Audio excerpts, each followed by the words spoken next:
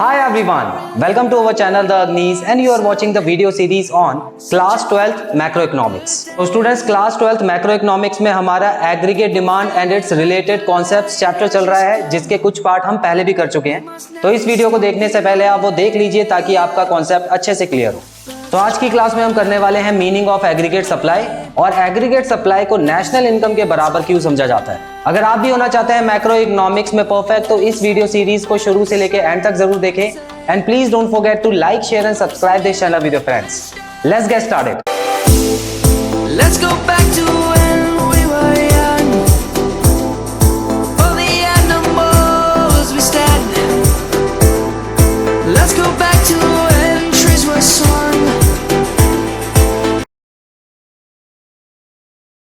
तो आइए students, aggregate supply का मतलब समझते हैं। देखिए, आपको ये जानना जरूरी है कि डिमांड और सप्लाई का मतलब बिल्कुल सेम है जो कि हमने 11th क्लास में पढ़ा था। डिमांड हम उस क्वांटिटी को बोलते हैं जो कि कोई भी कंज्यूमर खरीदना चाहता है एक पर्टिकुलर टाइम पे और एक गिवन इनकम पे। जितनी उसकी इनकम है उसके हिसाब से अगर कोई भी सामान वो खरीदना चाहता है तो उसको डिमांड बोलते हैं। और अगर बहुत सारे सेक्टर्स की डिमांड को, एक देश में जितने भी सेक्टर्स हैं जैसे कि प्राइवेट सेक्टर हो गया, बिजनेस सेक्टर हो गया, गवर्नमेंट सेक्टर हो गया और फॉरेन सेक्टर हो गया, इन सारे सेक्टर्स की जो डिमांड है उनको मिला के बन जाता है एग्रीगेट डिमांड। उसी तरह इंडिविजुअल सप्लाई के बारे में हमने बात की थी। इंडिविजुअल सप्लाई में कोई भी एक प्रोड्यूसर है जो सामान बना रहा है और एक पर्टिकुलर प्राइस पे उस सामान को वो मार्केट में बेचना चाहता है, सप्लाई करना चाहता है। तो कितने प्राइस पे वो कितना सामान सप्लाई करना चाहता है कि उसको प्रॉफिट हो, ज्यादा नुकसान ना हो, तो उसको बोला जाता है individual supply at a given time, at a given price. So supply का मतलब हो गया जो प्रोड्यूसर बेचना चाहता है और डिमांड का मतलब हो गया जितना कंज्यूमर खरीदना चाहता है। तो इन्हीं दोनों की वजह से जो मार्केट में प्राइस जो होता है वो डिसाइड होता है किसी भी चीज का। सो इंडिविजुअल सप्लाई में एक सिंगल प्रोड्यूसर के बारे में बात की थी हमने, या एक मार्केट, एक छोटी मार्केट के बारे में हमने बात की थी। लेकिन अगर वही टॉपिक पूरे देश पे ले जाए, एक बड़े लेवल के हिसाब से सोचा जाए कि पूरे देश में जितने भी सेक्टर्स हैं, जितने भी प्रोड्यूसर हैं, वो कितना सामान बेचना चाहते हैं एक समय में, तो उसको बोला जाता है एग्रीगेट सप्लाई। तो जैसे कि एग्रीगेट डिमांड था, उसमें अलग अलग तरह के सेक्टर्स थे और अलग अलग तरह के कंज्यूमर थे और उन सबको हमने मिला दिया था। एग्रीगेट का मतलब हमने जाना था कि सम होता है, टोटल होता है। उसी तरह सप्लाई में भी हमको वही चीज सीखनी है, कुछ नया नहीं है इसमें। तो सप्लाई क्या हो गया, जितने भी प्रोड्यूसर हैं एक देश में, वो एक समय में कितना सामान सप्लाई करना चाहते हैं एक पर्टिकुलर रेट पे और एक पर्टिकुलर टाइम पे।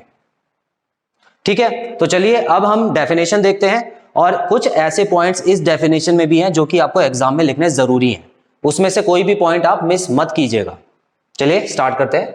आप देख सकते हैं डेफिनेशन लिखा है aggregate supply. It refers to the money value of final goods and services that all producers are willing to supply in an economy in a given time period. अब यहां आपको डेफिनेशन, काफी वर्ड्स इसमें समझ आ गए होंगे, कुछ ऐसे वर्ड्स हैं जो नहीं भी समझ आए होंगे, तो मैं आपको बता देता हूं। सबसे पहले आपको यह पता होना चाहिए मनी वैल्यू। मनी वैल्यू मतलब है जब भी हम कोई सामान बनाते हैं तो एक पर्टिकुलर प्राइस उसके लिए डिसाइड करते हैं कि इतने में बेचेंगे।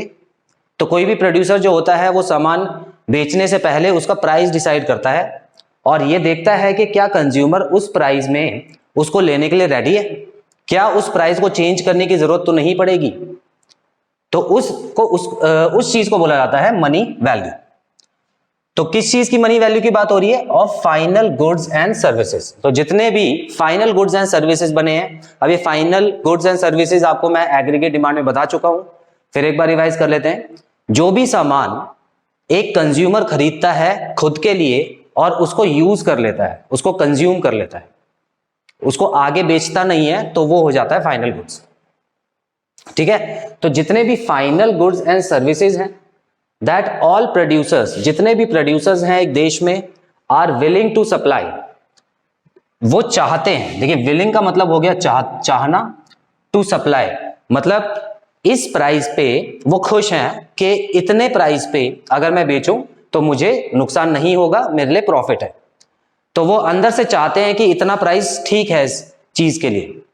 तो willing to supply in an economy in a given time period, तो एक पर्टिकुलर टाइम पीरियड भी लिखना जरूरी है। अब टाइम पीरियड लिखना क्यों जरूरी होता है? देखिए, टाइम चीजों को चेंज करता है। टाइम के हिसाब से क्या होता है, कई ऐसी चीजें हैं जो कि महंगी भी हो जाती हैं और कुछ चीजें ऐसी भी हैं जो सस्ती हो जाती हैं। तो यहां पे अगर सप्लाई की बात करें तो सप्लाई एक पर्टिकुलर पॉइंट ऑफ टाइम पे देखा जाता है। अगर मान लीजिए आज चीज महंगी है तो प्रोड्यूसर क्या सोचेगा कि मुझे ज्यादा से ज्यादा चीज बेचनी चाहिए। लेकिन अगर मान लेते हैं टाइम चेंज कर दिया तो क्या होगा, अगर चीज सस्ती हो गई आने वाले टाइम में तो वो चाहेगा कि मैं कम से कम चीज बेचूं क्योंकि अभी तो मुझे नुकसान हो रहा है। तो इस तरह से जो थिंकिंग है वो प्रोड्यूसर की बदल जाती है टाइम की वजह से। तो टाइम की स्टेबिलिटी जरूरी है, यहाँ पे टाइम को स्टेबल रखना जरूरी है। तो इसीलिए यहां लिखा हुआ है at a given time period. चलिए अब यहां देखिए, ये कुछ ऐसे इंपॉर्टेंट वर्ड्स हैं जो आपको मेंशन करने जरूरी हैं, देख लेते हैं। देखिए, मनी वैल्यू ऑलरेडी मैं आपको बता चुका हूं, तो ये लिखना जरूरी है क्योंकि मनी वैल्यू के हिसाब से ही प्रोड्यूसर सप्लाई करना चाहता है। सेकंड में फाइनल गुड्स एंड सर्विसेज भी लिखना जरूरी है क्योंकि फाइनल गुड्स एंड सर्विसेज ही बेचा जाता है अगर वो इंटरमीडिएट गुड्स है। इंटरमीडिएट गुड्स मतलब अगर कोई सामान खरीद रहा है बेचने के लिए ताकि उसको किसी और को बेच दे तो वो फाइनल गुड्स में नहीं आता है। क्लियर? तो फाइनल गुड्स बेसिकली यहां पर डायरेक्ट प्रोड्यूसर बेचेगा और कंज्यूमर उसको यूज करेगा खुद, कहीं और नहीं बेचेगा उसको। उसके अलावा all producers are willing to supply, तो जो प्रोड्यूसर हैं वो विलिंग करने चाहिए, मतलब उनकी मर्जी होनी चाहिए, अपने अंदर से वो ऐसा सेटिस्फैक्शन होनी चाहिए प्रोड्यूसर को कि उनको नुकसान नहीं हो रहा है। At a given time period, एक टाइम पीरियड जो होगा वो गिवन होगा। देखिए, गिवन टाइम पीरियड नहीं लिखेंगे तो इनकम्प्लीट डेफिनेशन मानी जाएगी। तो याद रखिएगा, ये कुछ इंपॉर्टेंट वर्ड्स हैं, इंपॉर्टेंट सेंटेंसेस हैं जो कि इस डेफिनेशन में आपको लिखने जरूरी है। तो आई होप एग्रीगेट सप्लाई का मतलब पता है आपको। तो देखिए, एग्रीगेट डिमांड हमने पढ़ा है, एग्रीगेट सप्लाई पढ़ रहे हैं। अभी एग्रीगेट सप्लाई क्यों पढ़ रहे हैं? क्योंकि जब इस चैप्टर में हम आगे बढ़ेंगे तो हम ये देखेंगे कि किस तरह से नेशनल इनकम निकाली जाती है और उसके लिए डिमांड और सप्लाई जरूरी है। तो अब जल्दी से इसको आप नोट डाउन कर लीजिए, उसके बाद अगला टॉपिक करते हैं।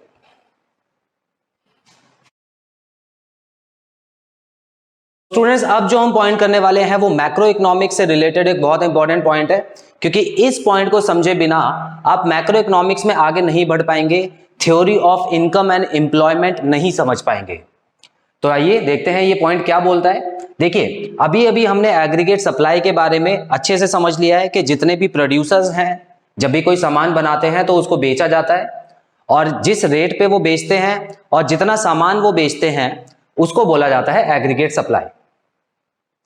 अब ये जो एग्रीगेट सप्लाई है इसको नेशनल इनकम के बराबर समझा जाता है मैक्रो इकोनॉमिक्स के हिसाब से।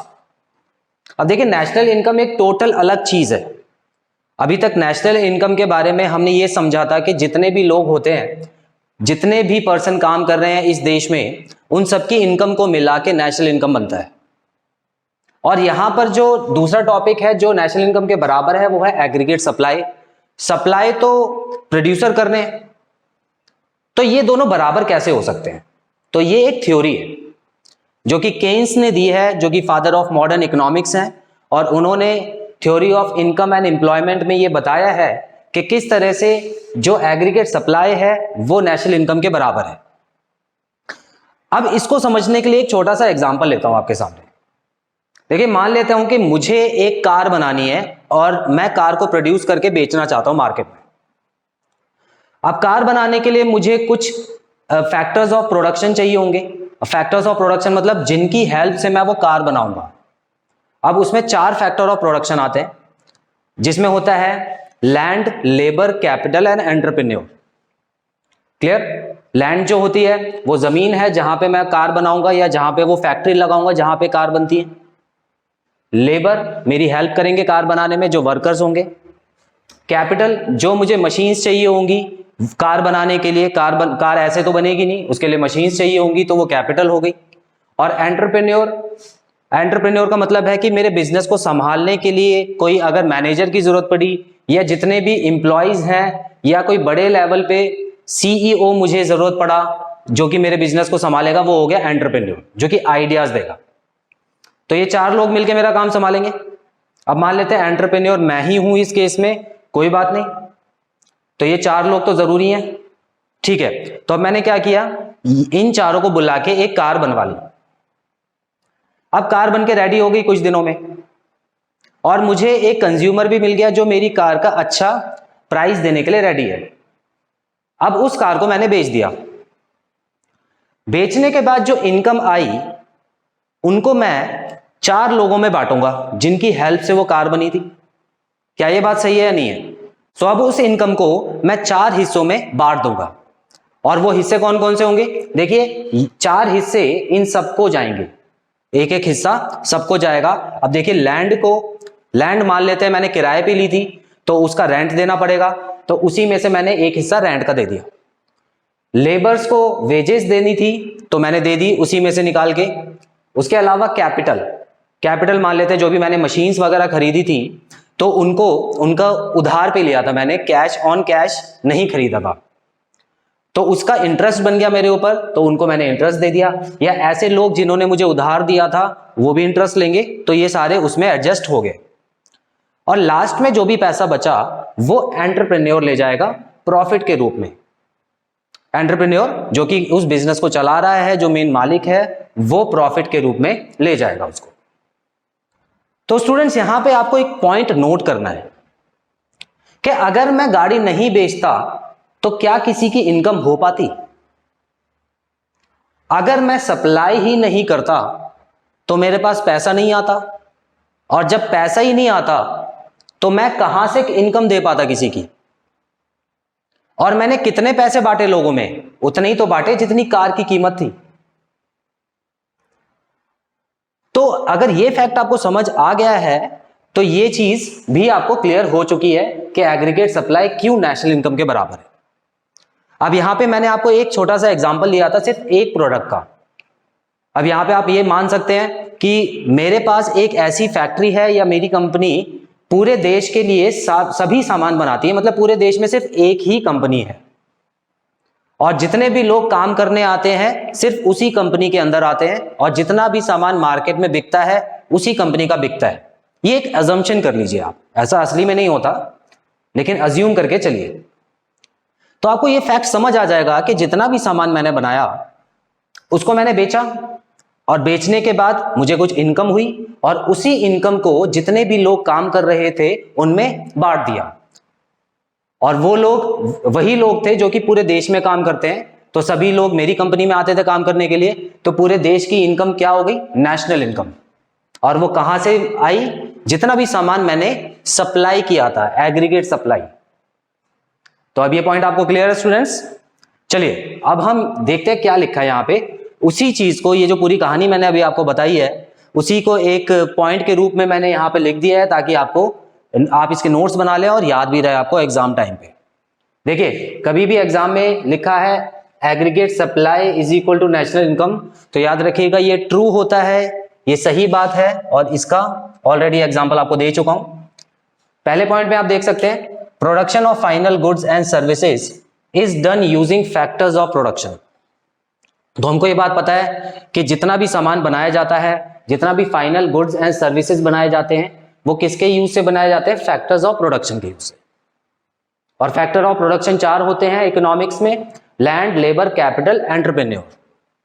ठीक है, अब देखिए ये जो फैक्टर्स ऑफ प्रोडक्शन है, जिन्होंने मेहनत की है इनका इनाम भी मिलना चाहिए रिटर्न में। तो वो कैसे देते हैं? Income generated by supplying the goods and services. तो जितना भी सामान हमने सप्लाई किया है उससे कुछ इनकम जनरेट हुई है, और उस इनकम को will be distributed among the same factors of production in form of rent, wages, interest and profit. तो जो भी इनकम हमको हुई है वो रेंट, वेजेस, इंटरेस्ट और प्रॉफिट के रूप में फैक्टर्स ऑफ प्रोडक्शन के पास डिस्ट्रीब्यूट हो जाएंगे। अब क्या होगा? The sum total of these factors income is termed as national income. तो ये जो जितना भी उनकी इनकम हो रही है, जितना भी मैं डिस्ट्रीब्यूट कर रहा हूं, उसी को तो नेशनल इनकम बोलते हैं। तो यहां पे लास्ट पॉइंट में यही लिखा है कि जितनी भी इनकम हुई है, जितना भी सामान बिका है एक देश की कंट्रीज में, उन सबको अगर मिला दिया जाए तो वो नेशनल इनकम हो जाती है। और नेशनल इनकम को किससे डिनोट किया जाता है? वाई से, लेटर वाई से डिनोट करते हैं नेशनल इनकम को। So it can be said that aggregate supply is equal to national income. तो अब हम समझ सकते हैं कि एग्रीगेट सप्लाई जो है वो नेशनल इनकम के बराबर कैसे होती है। तो स्टूडेंट्स आई होप ये पॉइंट आपको अच्छे से क्लियर है। देखिए आगे जाके जब कुछ टॉपिक्स पढ़ेंगे तो उसमें aggregate supply is equal to national income आपको क्वेश्चन में नहीं दिया होगा, लेकिन आपको एज्यूम करके चलना होगा, और उसका मैंने आपको पूरा टॉपिक क्लियर कर दिया है कि जहां पर एग्रीगेट सप्लाई होती है उतनी ही हम नेशनल इनकम भी ले सकते हैं। मान लेते हैं किसी न्यूमेरिकल में अगर 100 एग्रीगेट सप्लाई दी हुई है कि 100 रुपीज की एग्रीगेट सप्लाई हुई है, तो इसका मतलब है नेशनल इनकम भी उतनी ही मान के चलनी है आपको। सो स्टूडेंट्स यहाँ पे खत्म होता है हमारा ये पार्ट। आई होप इस पार्ट में बताए गए सारे पॉइंट्स आपको क्लियर हैं और कोई भी डाउट नहीं है। तो नेक्स्ट क्लास में हम करेंगे components of aggregate supply and its diagrammatic presentation. So बहुत जल्द मिलते हैं अपने अगले पार्ट में। Till then take very good care of yourselves. Have a nice time. God bless you. Bye bye.